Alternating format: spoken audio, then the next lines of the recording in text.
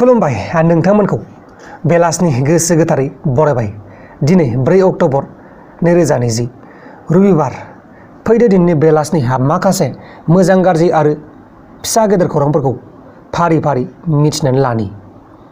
गिबि खौराङा जाबाय बाक्सा सालबारि ओनसोलनि 2 नम्बर माज्राबारि गामिनि दिजेन गयारिनि बिसि दैथुन गयारि आरो बिनि फिसाज्ला रुपसारां गयारिखौ मैयाहाय थांनाय सुनिबारखालिनि 6 बाजि रिंगायाव गामिनि राजखान्थि हान्जानि सुबुंफ्रा बिसानि न'खराव फैनानै बुनानै गालांदों होननानै दैथुन गयारिया खौरांगिरिनि मेलजों फोरमायदों। जोंनि बे बर'फोरनि गेजेराव बेबायदिनो जाबायनो थायो, नाथाय बेफोर खौरांखौ आङो निउसाव होफानाय जाया, मानोना जोंनि बे बर'फोरनि गेजेराव बांसिन खौराङानो जाहैबाय राजखान्थि हान्जानि। दा बेनिखायनो आङो खौराङाव होफानो बायो।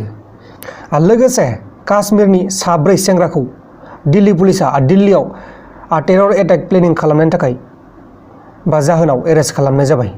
बिसोरखौ सेन्ट्रेल दिल्लीनि ITO ओनसोलनिफ्राय एरेस्ट खालामनाय जादों।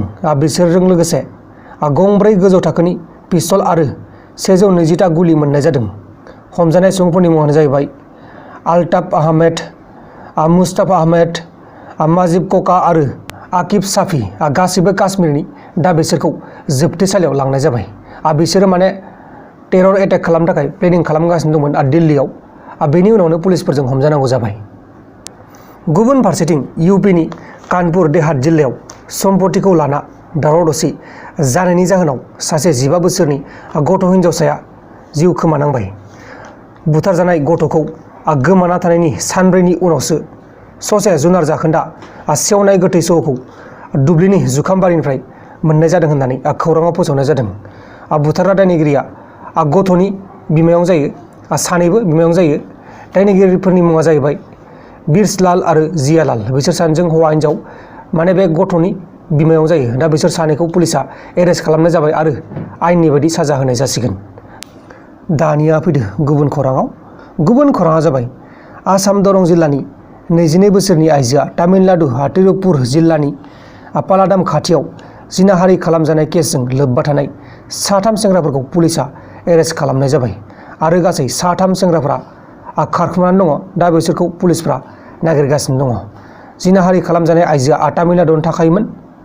बे आइजोनि मुङा मा मुं बेखौ दासिमबो खौराङाव फोसावनाय जायाखै। जानो हागौ बे आइजोआ बर'बो जानो हागौ, बा हारसाबो जानो हागौ, बा बाङालिबो जानो हागौ। बेखौ दासिमबो खौराङाव फोसावनाय जायाखै। लोगोसे आसामनि रायजो राजाफ्रा बुंनाय बायदिब्ला बे बारनि जानो गोनां बिसायख'थियाव RDआ देरहागोना रोखा जाखाबाय होननानै बुंदों। RD माने रायजर दल, जाय हानजायानो जाहैबाय अखिल गगैनि हानजा। दा बे अखिल गगैनि हानजाखौ जोंनि बे आसामाव थानाय रायजो राजाफ्रा देरहागोना रोखा जाखाबाय होननानै बुंदों। गुबुन खौराङा जाबाय गुवाहाटियाव आलुनि बेसेनखौ लानानै नांलाय खमलाय जादों। खौराङाव फोसावनाय बायदिब्ला आलुनि बेसेन आरो मैगं थाइगंनि बेसेनखौ नोजोर होनानै पाब्लिकफोरा बाजाराव नांलाय खमलाय खालामदों होननानै खौराङाव फोसावनाय जादों। अब्ला दानिया फैदो जोबथारनाय खौराङाव।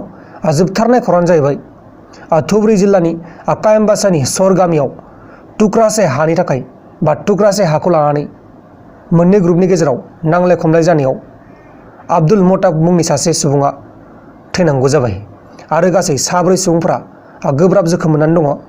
जोखोम मोननाय सुबुंफोरखौ धुबरी सिभिल हस्पिटालाव लांनाय जाबाय आरो बे जाथायजों लोब्बा थानाय दायनिगिरिफोरखौ पुलिसफोरा नागिरगासिनो दङ बा नायबिजिरगासिनो दङ। बे केसखौ पुलिसा लानाय जाबाय आरो जाय जाय बिथांमोना बे केसाव लोब्बा दं गासैखौबो एरेस्ट खालामनाय जागोन होननानै पुलिसफोरा बुंदों। लोगोफोर, दिननि बेलासिनि रादाबफोरा बेखिनिल'मोन। जुदि नोंथांमोना आंनि बे भिडिअखौ मोजां मोनदों अब्ला भिडिअखौ शेयार खालाम नोंथांनि लोगोनो। जोबोर गोजोननाय थागोन आंनि गोसो गोरबोनिफ्राय।